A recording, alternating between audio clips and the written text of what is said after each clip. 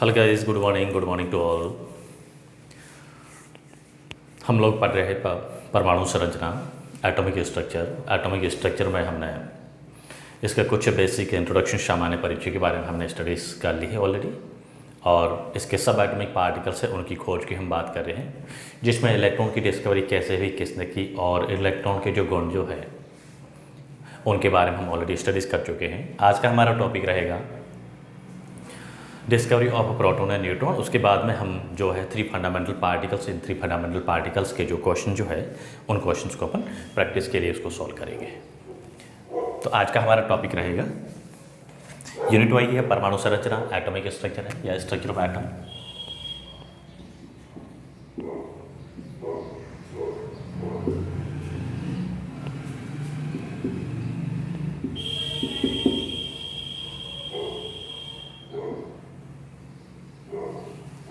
और टॉपिक आज का रहेगा प्रोटॉन एंड न्यूट्रॉन की डिस्कवरी की हम बात करेंगे, discovery of a proton and neutron. तो पहला अपन कंसिडर करेंगे discovery of a proton. Second जो फंडामेंटल पार्टिकल हम उसकी बात करें।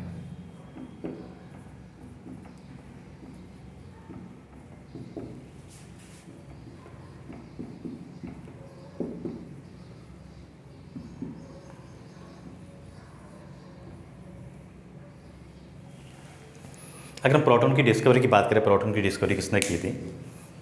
गोल्डस्टीन ने की थी। और कब की थी?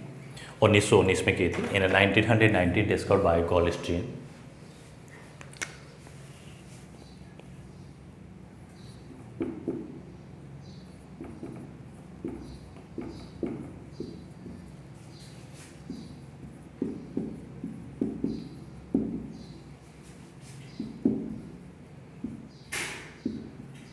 इन 1919 में प्रोटॉन की खोज गोल्डस्टीन ने की थी।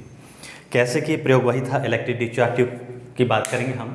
इलेक्ट्रिक डिस्चार्ज ट्यूब भी थी, लेकिन उसमें इसकी खोज के लिए जो कैथोड और एनोड के द्वारा, जो इससे पहले क्या टॉपिक हमने कंसिडर किया था, वहाँ पे कैथोड जो है, कैथोड से कुछ पार्टिकल्स इमिटेड होते हैं।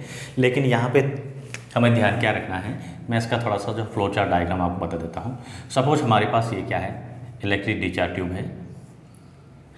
डिस्कवरी जैसे इलेक्ट्रॉन की हुई थी वैसे कि वही सेम पे सेम है, लेकिन इसके जो कैरेक्टरिस्टिक्स है, इसके गुण जो है वो क्या है, इलेक्ट्रॉन के जस्ट विपरीत है। ये हमारा कौन था? इस साइड में हमने लिया था कैथोड, और इधर हमने क्या लिया था, पॉजिटिव होता है प्लस वाला, इसको हमने लिया था एनोड। और ये वैक्यूम पंप है, टू वैक्यूम पंप।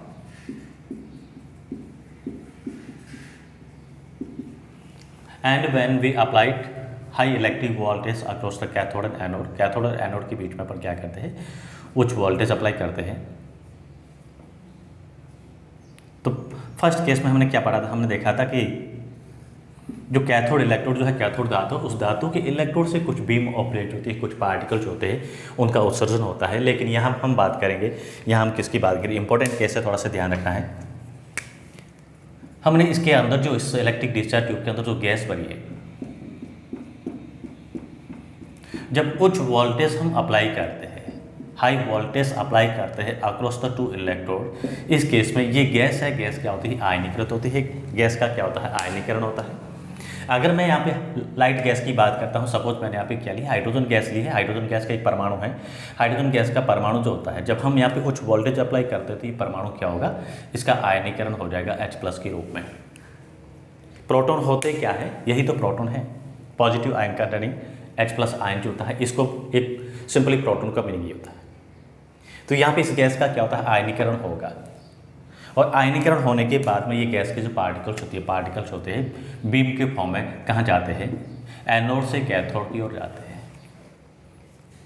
इससे पहले हमने कैथोड की खोज में जो पढ़ा था, उसमें ये गैस है, गैस का कोई रोल नहीं होता है, गैस की प्रकृति पर बीम ऑफ रेज होती है वो डिपेंड नहीं करती है। लेकिन यहाँ पे आपको ध्यान रखना है, जो हमने इलेक्ट्रिक डिस्चार्ज ट्यूब के अंदर गैस भरी ही, गैस उच्च वोल्टेज अप्लाई करती है, इस दौरान गैस के पार्टिकल्स होते हैं, गैस के परमाणु होते हैं, एटम्स होते हैं, उनका क्या होता है, आयनीकरण होता है। आयनीकरण के पश्चात ये पार्टिकल्स होते हैं कहाँ ट्रेवल करते हैं, एनोड से कैथोड की ओर करते हैं।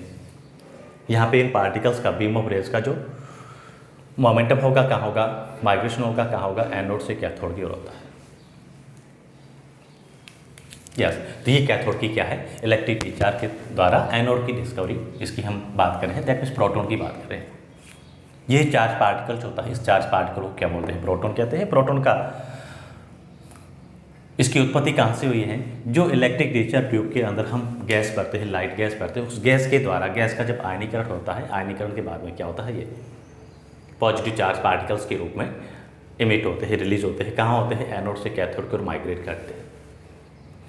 तो यहाँ पे इंपॉर्टेंट कंसेप्ट क्या बनता है, इंपॉर्टेंट टॉपिक ये बनता है, क्या बनता है, यहाँ पे प्रोटॉन है, प्रोटॉन किस पे डिपेंड करता है, इसकी इलेक्ट्रिक डिस्चार्ज ट्यूब के अंदर भरी जाने वाली गैस की प्रकृति पे डिपेंड करता है।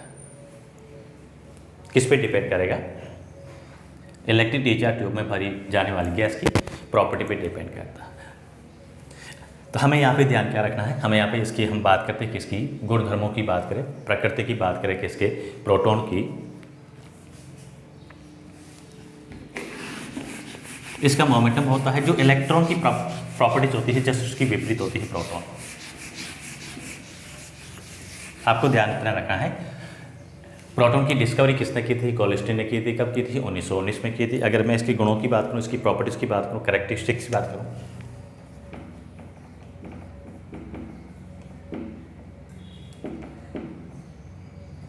कैरेक्टरिस्टिक्स ऑफ प्रोटॉन की बात करूँ,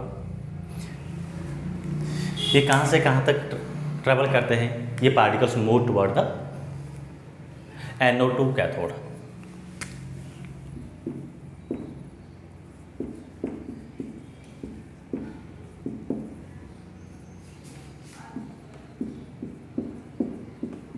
move from anode to cathode, anode से कैथोड क्यों ट्रेवल करते हैं।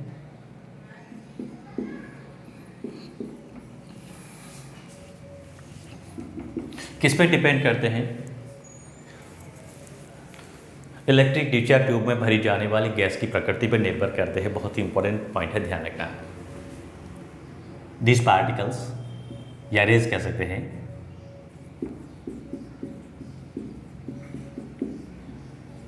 particles are depend upon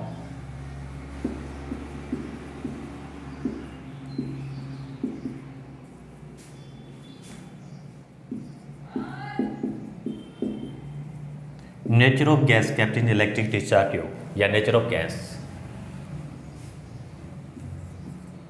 जो इलेक्ट्रिक डिस्चार्ज ट्यूब में हम गैस भरते हैं उस गैस के नेचर पे डिपेंड करते हैं। और इनके अपन चार्ज की बात करें, ये पार्टिकल्स पॉजिटिव चार्ज कैरी करते हैं। This particles are carry positive charge.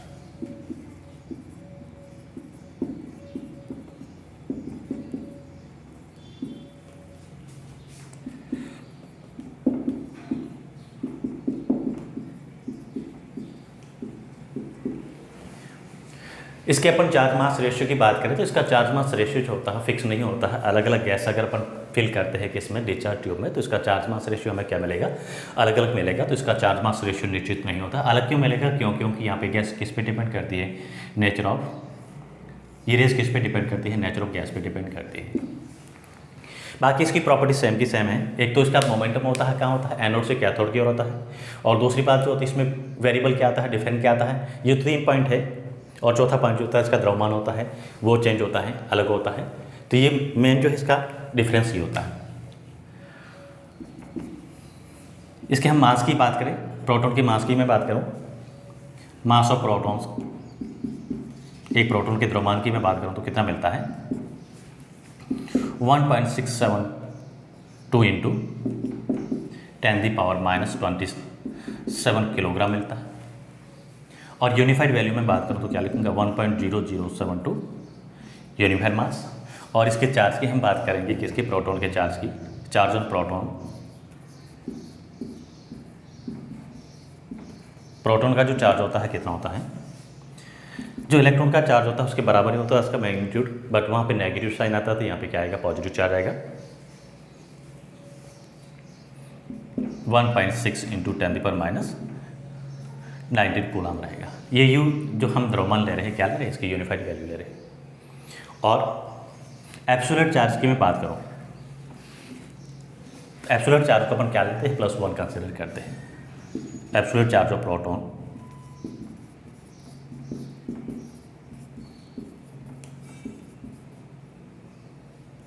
Proton के लिए प्रतीक अपन P+ के रूप में लेते हैं, क्या मिलेगा 1+1 यूनिट मिलेगा, 1+1 मिलेगा। इलेक्ट्रॉन का एब्सोल्यूट चार्ज -1 मिलता है। जब भी हम एब्सोल्यूट चार्ज का मतलब क्या है, जैसे हमारे पास कोई न्यूट्रल स्पीसीज है तो उसके ऊपर प्रोटॉन को ऐड कर तो +1 कर दिया है, और इलेक्ट्रॉन यहाँ से ऐड कर तो क्या करते हैं, -1 कर देते हैं। तो इसका एब्सोल्यूट चार्ज होता है। द्रव्यमान इसका देख लिया, ये प्रोटॉन और प्रोटॉन की से संबंधित कुछ बातें थी। एक बार वापस समझ लो, प्रोटॉन की डिस्कवरी किसने की थी, गोल्डस्टेन ने की। कब की, 1919 में की। किसकी हेल्प से की, इलेक्ट्रिक डिस्चार्ज ट्यूब की हेल्प से की। होता क्या है, जब इलेक्ट्रिक डिस्चार्ज ट्यूब लेते हैं, इसके अंदर जो है हल्की गैसेस होती है, जैसे हाइड्रोजन है, हीलियम है, नाइट्रोजन वगैरह, इस टाइप की गैस को भरते हैं। गैस को भरने के बाद उच्च वोल्टेज अप्लाई करते हैं 2 इलेक्ट्रोड के मध्य। उस केस में जो नली के अंदर गैस भरी हुई, उस गैस का क्या होता है, आयनीकरण होता है। आयनीकरण के पश्चात ये पार्टिकल्स होते हैं, जो इमिटेड पार्टिकल्स होते हैं, एनोड से कैथोड की ओर ट्रेवल करते हैं। एनोड से कैथोड की ओर ट्रेवल करने वाले पार्टिकल्स होते हैं, या बीम ऑफ पार्टिकल्स को क्या बोलते हैं, एनोड रेज बोलते हैं, या कैनाल रेज इसको कह सकते हैं। एनोड रेज का दूसरा नाम क्या होता है, कैनाल रेज। और इस कैनाल रेज को हम क्या बोलते हैं, प्रोटॉन बोलते हैं। क्यों बोलते हैं, पॉजिटिव चार्ज कैरी करते हैं। सबसे हल्का प्रोटॉन जो होता है H+ आयन है, H+ आयन को हम प्रोटॉन कंसिडर करते हैं। H+ को हम क्या करते हैं, प्रोटॉन कंसिडर करते हैं। इसी वजह से इसका जो चार्ज मास रेशियो होता है वो फिक्स नहीं होता है। क्यों नहीं होता है, क्योंकि जो इलेक्ट्रिक डिस्चार्ज ट्यूब है, ट्यूब के अंदर भरी जाने वाली गैस है, गैस को अगर अपन चेंज करें तो प्रोटॉन का इसका चार्ज मास रेशियो होता है, क्या मिलेगा, अलग मिलेगा। लेकिन इसका द्रव्यमान जो होता है फिक्स होता है। कितना होता है, 1.672 × 10⁻24 किलोग्राम होता है। ग्राम में चेंज करें तो 27 की जगह -24 ग्राम आ जाएगा। और यूनिफाइड वैल्यू की बात हम करें मास की, तो कितना होगा, 1.0072 U होगा। आवेश की बात करें, चार्ज की बात करें, जो इलेक्ट्रॉन का आवेश होता है उतना ही इसके ऊपर आवेश होता है, लेकिन प्लस में होता है। तो हम बता सकते हैं +1.6 × 10⁻19 कूलम। और एब्सोल्यूट आवेश की बात करें, परम आवेश की बात करें तो +1 रहेगा। तो ये प्रोटॉन और प्रोटॉन की प्रकृति की हम बात करें, इसके गुण यही हैं। अब हम अगला हमारा जो फंडामेंटल पार्टिकल्स रहेगा, क्या रहेगा, न्यूट्रॉन। प्रोटॉन के बाद में किसकी बात करेंगे, हम बात करेंगे न्यूट्रॉन की।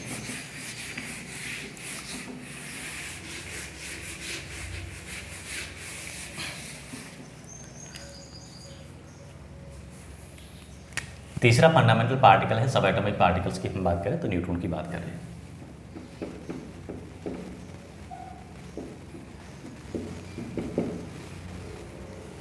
इनके जो फाउंडर है, इनके डिस्कवर है, उनको याद रखना जरूरी है। किसने इसकी डिस्कवरी की थी, जेम्स चैडविक ने की थी, डिस्कवर बाय जेम्स चैडविक।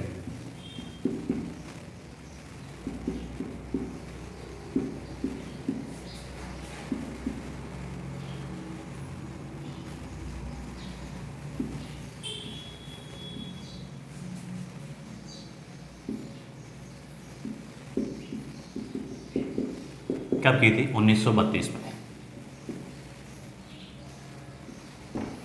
कब की थी, 1932 में। क्या किया था, जो हल्के तत्व जैसे बेरिलियम है, बेरिलियम के ऊपर क्या किया, अल्फा पार्टिकल्स की बॉम्बार्डमेंट की।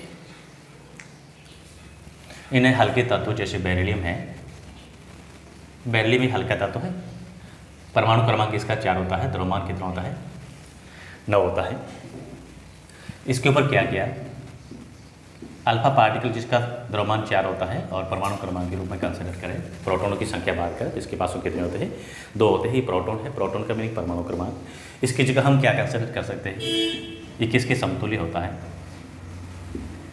He के समतुल्य होता है। हाइड्रोजन से अपन क्या करते हैं, 2 इलेक्ट्रॉन निकाल दो, क्या मिलेगा, अल्फा पार्टिकल्स मिलेगा।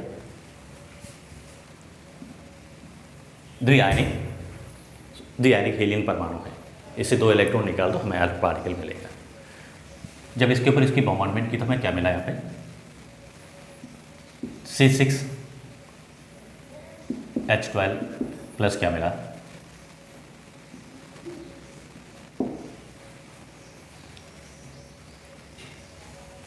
यहाँ से निकलने वाले पार्टिकल्स, ये कौन है, ये है प्रोटॉन। सॉरी ये कौन है, ये है न्यूट्रॉन।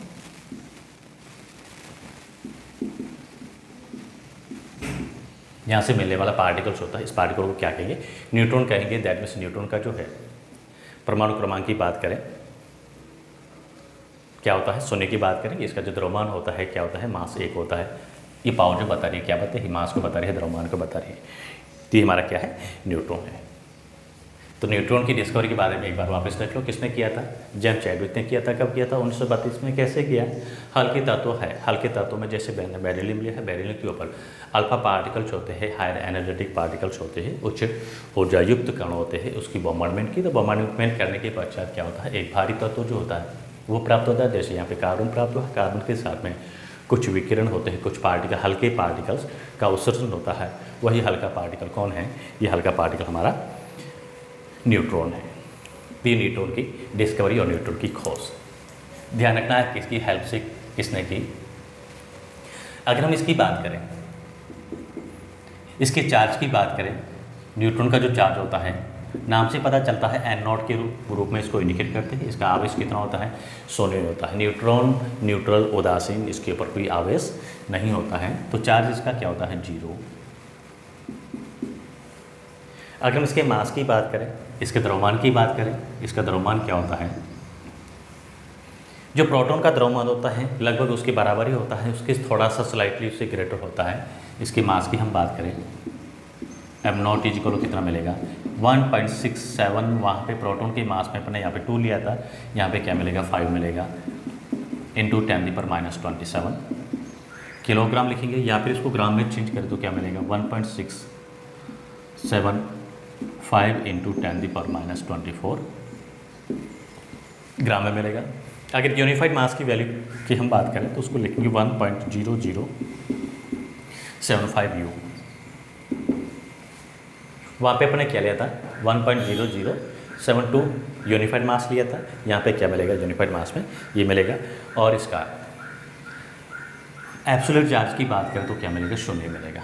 आवेश इसके ऊपर कोई होता ही नहीं है, आवेश रहित पार्टिकल्स होता है, कण होता है, तो इसके ऊपर कोई चार्ज नहीं होता है। तो ये हमारे पास 3 क्या है, एटम के, परमाणु के 3 आधारभूत कण है, फंडामेंटल पार्टिकल्स, इलेक्ट्रॉन, प्रोटॉन और न्यूट्रॉन। इनके गुणों के बारे में, इनकी डिस्कवरी के बारे में हमने विस्तार से पढ़ लिया है, तो आपको ध्यान रखना है। अब हमारे पास क्वेश्चन बनते, सवाल बनते हैं। अभी तक हमने जो क्वेश्चन किए हैं, जो टॉपिक पढ़े हैं, 3 फंडामेंटल पार्टिकल्स के बारे में, परमाणु की संरचना के बारे में, जो भी हमने आज तक पढ़ा है, 2 यूनिट 2 लेक्चर अपन ने पहले ही स्टडीज़ कर दी हैं, ये तीसरा लेक्चर है आज का इस यूनिट का। तो जो भी पढ़े हैं उससे संबंधित क्वेश्चंस कैसे बनते हैं उनकी हम बात करेंगे। सवाल क्या बन सकते हैं और किस टाइप के सवाल पूछते हैं, क्वेश्चंस पूछते हैं।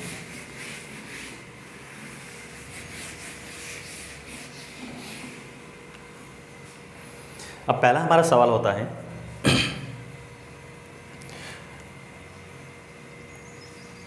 निम्नलिखित में से इलेक्ट्रॉन से संबंधित सही तथ्य कौन सा है, which of the following statement is right regarding to electron या related to electrons, which of the following is true. ऐसा भी लिख सकते हो क्वेश्चन। पहला हमारा सवाल है, निम्नलिखित में से सही कौन है, which of the following is true या राइट।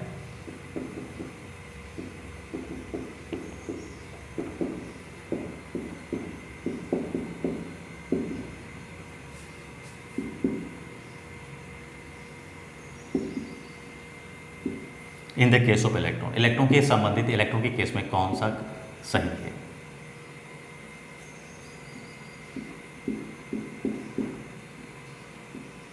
इलेक्ट्रॉन के संबंधित इलेक्ट्रॉन के केस में कौन सा सही है, तो पहला हमारा ऑप्शन क्या है,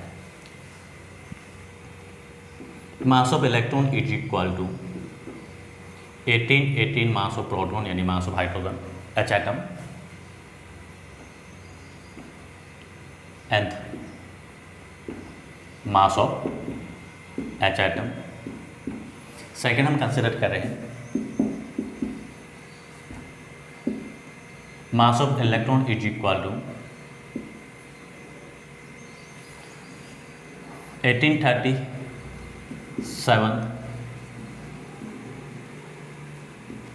mass of hydrogen atom third हम कंसिडर कर रहे हैं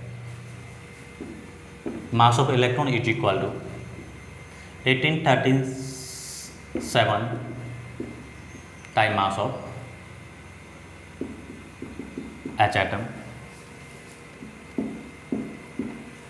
और फोर्थ हमारा ऑप्शन है mass of electron is equal to 1837 time the mass of neutron and nought. सवाल हमारा यह है which of the following is true about the electrons case of electron. Electron के संबंध में कौन सा तथ्य सही है।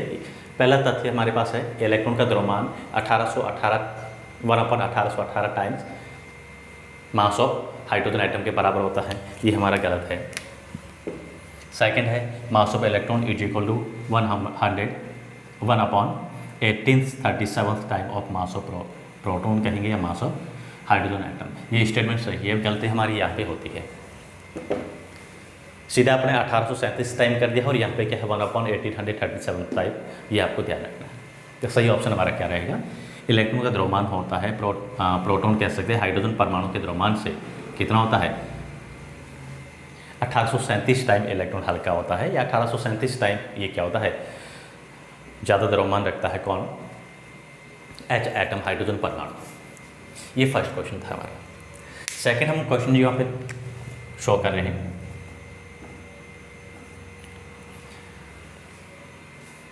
सेकंड क्वेश्चन हमारा ये होगा कि इसमें मैच द फॉलोइंग, इनको हमें क्या करना है, मैच करना है।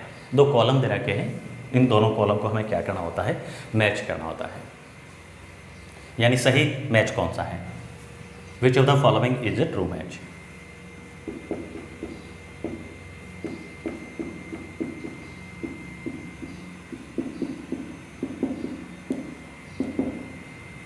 सही मैच कौन सा है।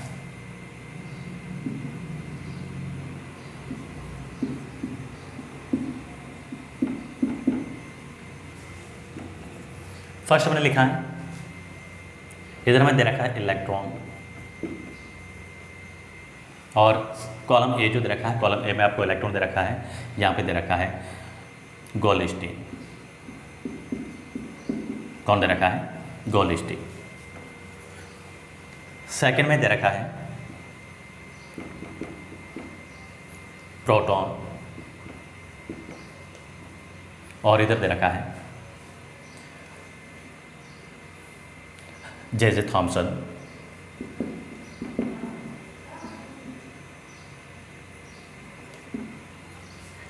थर्ड में दे रखा है इलेक्ट्रॉन ने दे रखा है,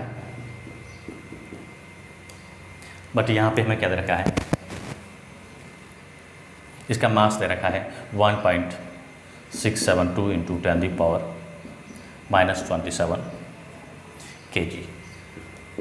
फोर्थ ऑप्शन दे रखा है न्यूट्रॉन, और इस साइड न्यूट्रॉन जो है, न्यूट्रॉन से संबंधित क्या दे रखा है, जेम्स चैडविक दे रखा है।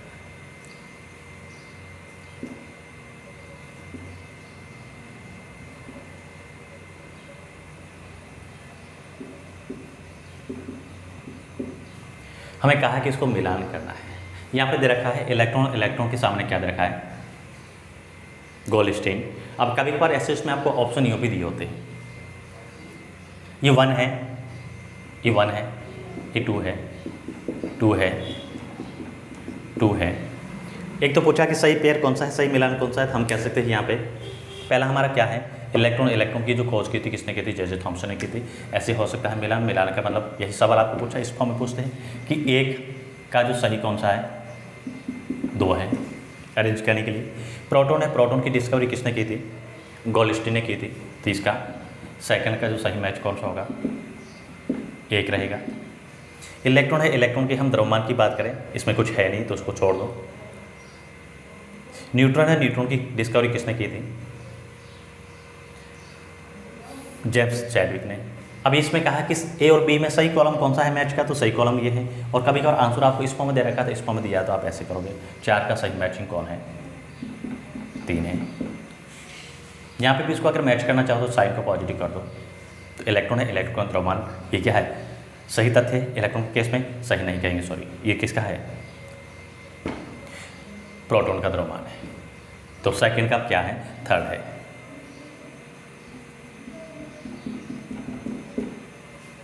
तो ऐसे भी इसमें ऑप्शन आपको मिले होते हैं, ऐसे मिले होते हैं, या फिर इसमें कहा कि सही मैच कौन सा है, सही कॉलम कौन सा है, इस मामले में आपको सवाल पूछ सकते हैं, इंपॉर्टेंट टॉपिक है।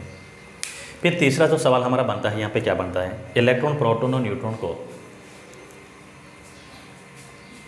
डिस्कवरी के टाइम शेड्यूल के अकॉर्डिंग अरेंज कीजिए। मतलब सबसे पहले जो खोज किसकी हुई थी उसको पहले लिखना है, सबसे बाद में जो खोज हुई थी उसको लिखना है बाद में। यानी इलेक्ट्रॉन, न्यूट्रॉन, प्रोटॉन की जो खोज की सही सीक्वेंस क्या है। Which of the following is the true about the discovery of a electron, proton and neutron. Electron, proton, neutron की खोज से संबंधित सही सीक्वेंस क्या होगी, अरेंजमेंट क्या होगा। तीसरा सवाल हमारा बनता है, क्या बनता है, इलेक्ट्रॉन, प्रोटॉन एंड न्यूट्रॉन की डिस्कवरी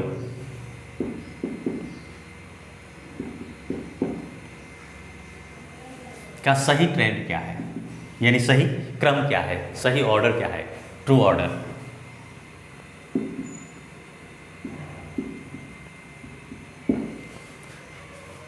पहला ऑप्शन आपको दे रखा है इलेक्ट्रॉन, फिर न्यूट्रॉन, फिर प्रोटॉन। दूसरा ऑप्शन दे रखा है प्रोटॉन, न्यूट्रॉन, इलेक्ट्रॉन। तीसरा ऑप्शन दे रखा है इलेक्ट्रॉन, प्रोटॉन, फिर न्यूट्रॉन। चौथा ऑप्शन दे रखा है हमें न्यूट्रॉन, इलेक्ट्रॉन और प्रोटॉन। ये हमें क्रम दे रखा है, सही क्रम में, यानी टाइम ड्यूरेशन के अकॉर्डिंग पहले जिसकी डिस्कवरी उसको पहले रखना है। तो मैंने आपको पहले ही यूनिट में, पहले ही वीडियो में, लेक्चर में हमने यही पढ़ा था, जैसे हम इलेक्ट्रॉन, प्रोटॉन, न्यूट्रॉन इसी क्रम में याद रखते हैं, तो इसकी डिस्कवरी का टाइम जो होता है यही होता है, खोज करने का जो सन होता है, एरा होता है, टाइम इसके अकॉर्डिंग होता है। सबसे पहले इलेक्ट्रॉन की खोज हुई थी, कब हुई थी इलेक्ट्रॉन की खोज, हम पढ़ चुके हैं 1897 में। इलेक्ट्रॉन के बाद में किसकी डिस्कवरी हुई थी, आज ही हमने पढ़ा है, प्रोटॉन की कब होती, 1919 में हुई। उसके बाद में लास्ट में कौन आता है, न्यूट्रॉन। न्यूट्रॉन की डिस्कवरी कब हुई थी, 1932 में की थी। तो हमारा जो सही क्रम रहेगा, सबसे पहले इलेक्ट्रॉन की डिस्कवरी हुई थी, कब हुई थी, इन 1897 में। फिर सेकंड कौन आता है, प्रोटॉन की डिस्कवरी हुई थी, कब हुई थी, इन 1919 में। फिर थर्ड जो है क्रम पे कौन आता है, न्यूट्रॉन आता है, किसने की थी और कब हुई थी, 1932 में। तो प्रॉपर ऑर्डर जो है इसकी खोज का जो है, समय के अनुसार इसको व्यवस्थित करना है, ये होगा। अब अगला जो सवाल हमारा है, क्या बनता है, निम्नलिखित में से प्रोटॉन से संबंधित सही स्टेटमेंट क्या है। Which of the following is true about the proton.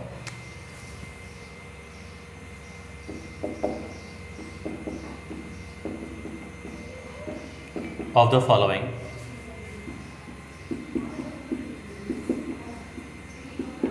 is true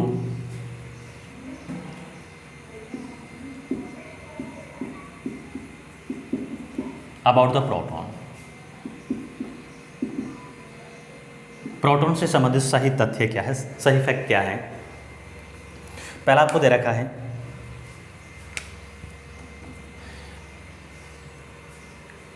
it is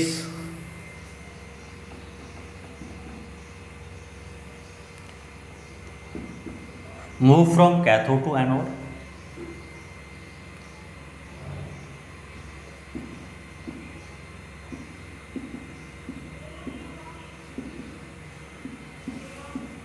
ये कैथोड से एनोड की ओर मूव करता है। दूसरा स्टेटमेंट है it is depend upon the nature of gas.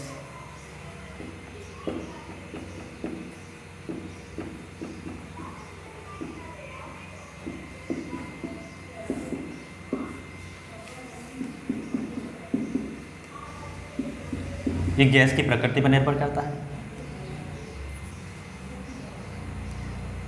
तीसरा ऑप्शन है it's have fixed value of charge to mass ratio,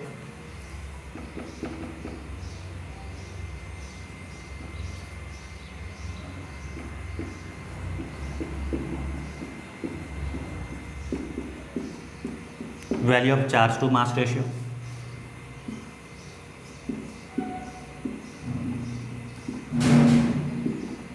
कि इसकी जो चार्ज और मास का जो अनुपात होता है निश्चित होता है, फिक्स होता है। और फोर्थ हमारा ऑप्शन है इसमें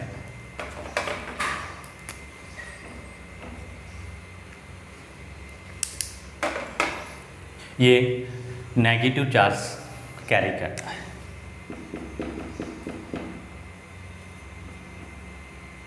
it is carry negative charge.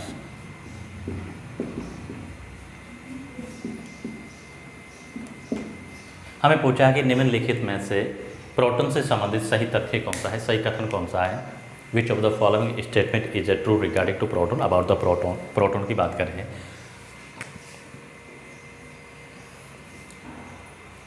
पहला कह रहा है कि it is move from cathode to anode, ये कह रहा है कि कैथोड से एनोड की ओर मूव करता है, जो कैनाल रेज होती है, तो ये गलत है। कहाँ ट्रेवल करता है, एनोड से कैथोड की ओर करता है। इसका जो मोमेंटम होता है कहाँ होता है, एनोड से कैथोड की ओर होता है, तो ये पहला स्टेटमेंट गलत है।